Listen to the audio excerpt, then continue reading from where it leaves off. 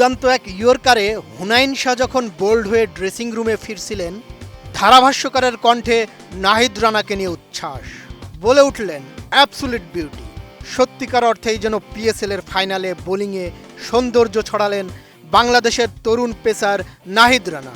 শুধু তাই নয়, পেশোয়ার জালমিকে চ্যাম্পিয়ন করতেও বড় অবদান ছিল নাহিদের। ম্যাচে হায়দরাবাদ কিংসম্যানকে 5 উইকেটে হারিয়েছে বাবর আজমের পেশোয়ার জালমি। আমার পাশের এই ছেলেটা পিএসএলে ফিরে এসেই রকেট গতিতে বল করেছে। মাত্র 3 দিন আগে এসেছে।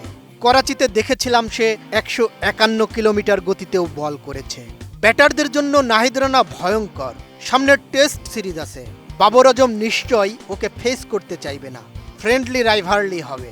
ম্যাচ শেষে নাহিদ রানাকে নিয়ে এমন প্রতিক্রিয়া ছিল তার পেশোয়ার জালমির সতীর্থ অ্যারন হার্ডির। নাহিদ রানা এখন বিশ্ব ক্রিকেটে সত্যিকারের এক রকেট। পিএসএল এর পেশোয়ার জালমির হয়ে তার বোলিং তোলপাড় সৃষ্টি করেছে। করাচিতে নাহিদ সত্যিই তার অবিশ্বাস্য গতি দিয়ে সবাইকে চমকে দিয়েছেন, যেখানে তাকে নিয়মিত 151 কিলোমিটার প্রতি ঘন্টায় বা তারও বেশি গতিতে বল করতে দেখা গেছে। অস্ট্রেলিয়ান অলরাউন্ডার অ্যারন হার্ডি তো এমনি নাহিদ রানার বোলিংয়ের প্রশংসা করেননি। 32 ইঞ্চি জেভিকো টিভি এখন মাত্র 15,000 টাকায়, সাথে পাচ্ছেন 3 বছরের প্যানেল ওয়ারেন্টি। হার্ডি খুব কাছ থেকে দেখেছেন যে নাহিদ রানার গতি এবং বাউন্স যে কোনো বিশ্বমানের ব্যাটারের জন্য কতটা বিপজ্জনক হতে পারে। হার্ডি জানিয়েছেন যে নাহিদ নিয়মিত রকেট গতিতে বল করছেন, যা ব্যাটারদের প্রতিক্রিয়া দেখানোর সময় দেয় না। 8 মে থেকে বাংলাদেশের বিপক্ষে 2 ম্যাচের টেস্ট সিরিজ খেলবে পাকিস্তান। হার্ডি মজার ছলে বা ফ্রেন্ডলি রাইভারলি থেকেই বলেছেন, বাবর আজম নিশ্চয় নেটে নাহিদকে ফেস করে যে অভিজ্ঞতা পেয়েছেন তা থেকে তিনি মূল ম্যাচে নাহিদের এই এক্সপ্রেস গতির মুখোমুখি হতে চাইবেন না। হার্ডি বিশ্বাস করেন নাহিদ রানার এই ক্যালিবার তাকে বিশ্বের যে কোনো বড় ফ্রাঞ্চাইজি লিগে সুযোগ করে দেবে। নিউজিল্যান্ডের বিপক্ষে সিরিজের মাঝপথেই নাহিদ রানাকে পিএসএল এর ফাইনালের জন্য চেয়েছিল পেশোয়ার জালমি। বিসিবির বর্তমান প্রধান তামিম ইকবাল অনুরোধ রেখে বাংলাদেশি পেসারকে ছাড়পত্র দেন, আর এই সুযোগ কাজে লাগিয়ে পেশোয়ারকে চ্যাম্পিয়ন করলেন নাহিদ। তার দারুণ বোলিংয়ে অল্পতেই হায়দরাবাদ কিংসম্যানকে আটকে রেখে 5 উইকেটে জিতল পেশোয়ার জালমি। 9 বছর অপেক্ষার পর দ্বিতীয় শিরোপার দেখা পেল তারা। লাহোরে টস হেরে আগে ব্যাট করতে নেমে 18 ওভারে সবকটি উইকেট হারিয়ে 129 রান করে হায়দরাবাদ। দলের হয়ে সর্বোচ্চ 54 রান করেন সাইয়ুম। নাহিদ রানা 22 রানে নেন 2 উইকেট। এছাড়া পেশোয়ারের হয়ে 27 রানে 4 উইকেট তুলে নেন ইনিংসের সেরা বোলার হার্ডি। নাহিদ রানাকে যখন পিএসএল এর ড্রাফট থেকে এবছর কেনা হয়, তখনই মনে হয়েছিল নাহিদের ক্যারিয়ারের একটা বিশাল স্টেপিং স্টোন হতে যাচ্ছে। এমনকি নাহিদ যদি খুব ভালো নাও করতে পারতেন, তারপরেও পাকিস্তানের পেস বান্ধব পরিবেশ থেকে যে সে তার মেধা, মনন, মানসিকতায় খুঁড় দিয়ে অন্তত অন্যরকম ক্রিকেটার হয়ে ফিরতেন, তাতে কোনো সন্দেহ ছিল না। কিন্তু নাহিদ যে শুধু ভালো করেছেন তাই না, বরং তিনি চ্যাম্পিয়ন হয়েই ফিরে এসেছেন।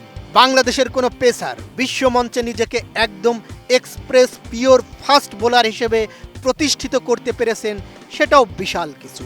Here comes Nahid Rana with his ferocious speed, almost touching 150 kilometre per hour. শুধুমাত্র কোনো একজন বাংলাদেশি ফাস্ট বোলারের বেলায় ধারাভাষ্যকার এমনটা বলবেন, এজন্য যে কোনো বাংলাদেশি দর্শকের জন্যই অন্যরকম গর্বের বিষয়। পিএসএল এর মতো প্ল্যাটফর্ম নাহিদকে সেই এলিট টায়ার লিস্টে চোখে আঙুল দিয়ে অন্তত বিশ্ব ক্রিকেটে নতুনভাবে প্রতিষ্ঠিত করে দিল।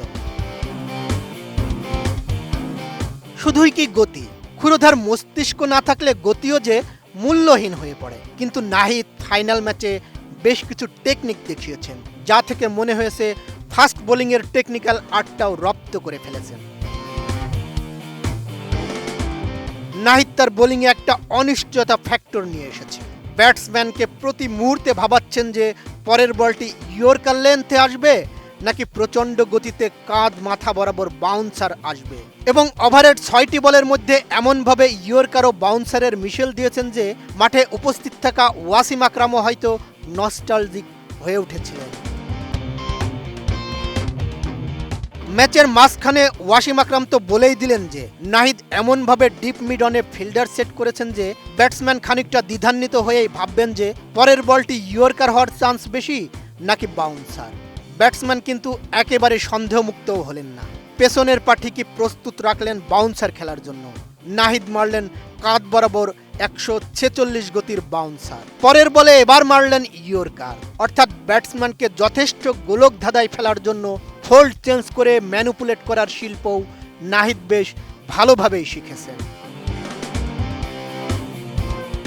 শেষ কথা, চ্যাম্পিয়ন নাহিদ তার কাজ করেছেন, কিন্তু চ্যাম্পিয়নকে সামলানোর চ্যালেঞ্জ নিতে কি প্রস্তুত বাংলাদেশ ক্রিকেট বোর্ড? বদিউজ্জামান মিলন, এটিএন নিউজ।